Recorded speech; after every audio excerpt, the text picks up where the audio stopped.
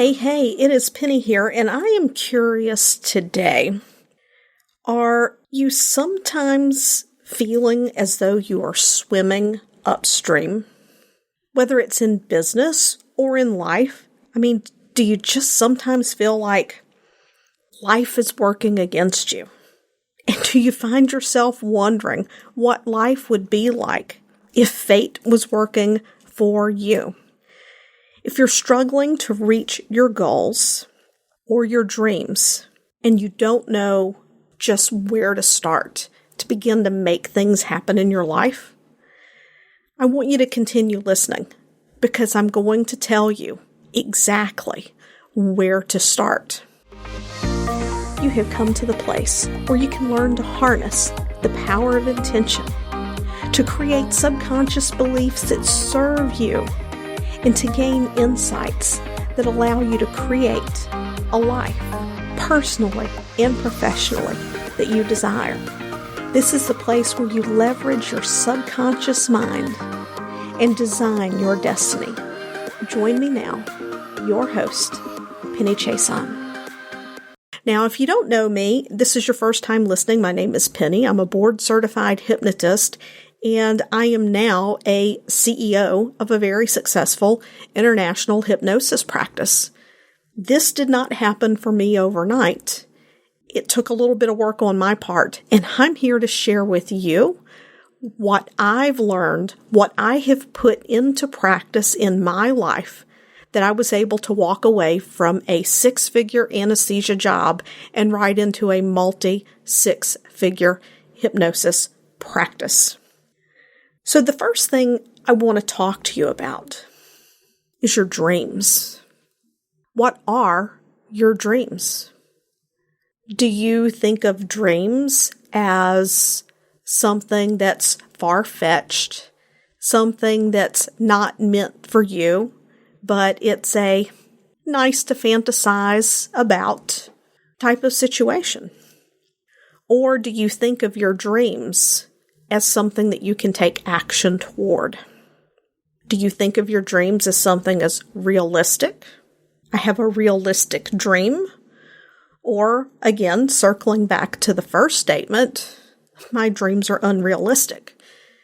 And with that thought, that your dreams are not realistic, what does that mean for you? In other words, what does it say about your perspective, your interpretations, and your underlying belief about those dreams? Because I can tell you, Steve Jobs did not think about his dreams the same way that I once thought about my dreams. Jeff Bezos didn't think about his dreams the way a lot of people think about their dreams. Now, you don't have to be striving to have a multi-billion-dollar business empire. This could be about having the beautiful house that you've always wanted. It could be about creating a profession or a position within a company that you already work for that is something that you've been dreaming of. Once we begin to realize that we truly are co-creators of our reality, we can begin to peel back and evaluate what thoughts, what beliefs, what actions we're taking that is undermining our success. Because most of the time, we don't even realize that we're doing it. So the first thing that has to happen in designing your destiny is to get a very clear picture of your dream or your vision. Now, you may be saying, well, that's all fine and good, but, I've never owned a business before. I don't know what to do. I have a dream of this huge house, this car, the way that I want to dress, but I don't have the means to get that. I don't have the education to get that. Well, let's work backwards for a moment. Think about that house or think about that car and ask yourself, someone who already has that, what are they doing in their life? It could be an actor. It could be a writer. It could be someone who's done investment. It could be someone who works for a very large firm and has gotten promoted through the years and has invested in themselves and gotten paid back. Or it could be an entrepreneur. Then again, maybe someone inherited their riches. But what I want you to think about is how they approach life and how they think about life. What is it that they have done to attract that wealth, that house, that car into their life? And if you're kind of the way I was a couple of years ago, you find yourself going, I don't know what it's like to think like a person who makes multi-million dollars or multi-six figures. So go online and find them. You can find countless YouTube videos, podcasts just like this one, where people talk about what their goals were, the actions they took to realize those goals, the beliefs that they had to realize those goals. One of my favorites to watch on YouTube, actually two, are Denzel Washington and Will Smith. I love to hear how they talk about their success, the way that they look at the challenges that they have faced, and how they overcome them. There are many, many examples out there. Those two most readily come to my mind because I have watched some of their videos through an app on my phone called the Billionaire Mindset app. And whenever I need a dose of right thinking, I go in and I play the video from YouTube that is linked into that app of Denzel Washington. It is a deep reminder that we have within ourselves everything that we need to create what it is that we desire in our life. Now, once you have this clear vision, I want you to think about the talents that you already have. And this can be a tough one because so many times we discount our own talents. They've become so much a part of who we are that we don't think of them as anything special. And you see, it's the things that other people find special, rewarding about being around us, or the things that inspire them. Those are the things that we can begin to take a closer look at. And to also take a look at what brings you joy in your life. So, say for example, you make six figures and you want to break $1 million. Not in personal income, but in your business, like that's kind of a gross picture, the $1 million mark. Take what you have and ask yourself, how can I begin to create that wealth in my life? Set a goal. In 3 years, in 4 years, in 5 years, I would like to be bringing that 7 figures into my life. And say, okay, let me break it down further. In 12 months, where would I need to be on my way to making 7 figures in 5 years? If you don't have a business or you don't have a stream of income that will allow for that, get resourceful. What can I do that is going to allow me to begin to attract income, and where do I need to be in a year? Once you know where you need to be in a year, break it down into quarters. What can I do in the next 90 days that is going to move me towards this goalpost? Now, I'm not a big football fan, but I'm a Southern girl and I grew up with football. So I understand a little bit about football. So if you're not into football, I apologize, but I'm going to use a little bit of an analogy here. When a team is moving the ball down the field, they have first, second, third, and fourth downs. Each time they meet their goal yardage, that 10 yards, they have another first down. If they don't make it the first time, then they get that second down. They get the opportunity to readjust, to adapt, to move forward. So when you look at your quarterly and your yearly goal, make it a little bit of a reach. And then if you don't quite make that goal, rather than looking at it as a failure, you come back and say, okay, this was my goal. This is what I did. These were the results that it yielded.